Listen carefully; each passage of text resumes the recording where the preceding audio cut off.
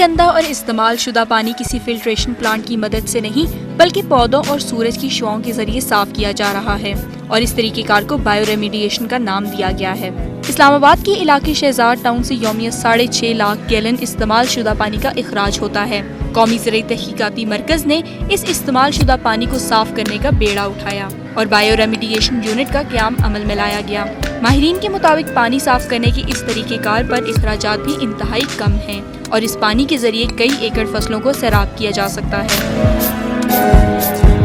ये 1 रुपए में तकरीबन 350 गैलन पानी ट्रीट होता है और चूँकि सारा नेचुरल सिस्टम है, इसमें पौधे हैं, बैक्टीरिया है, कंस्ट्रक्टेड वेटलैंड है और सूरज की रोशनी में जो अल्ट्रा वायलेट रेज हैं, ये उससे सारा पानी साफ़ हो रहा है।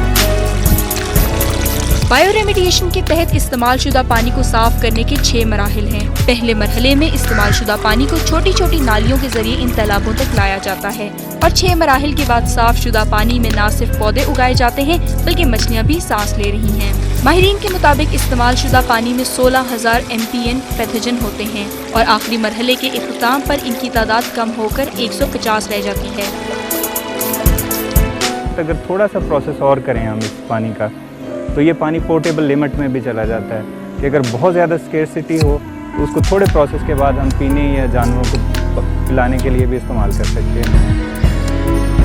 बायो रेमिडिएशन नामी इस तरीकेकार को मुल्क के दीगर इलाकों तक बढ़ाने की ज़रूरत है।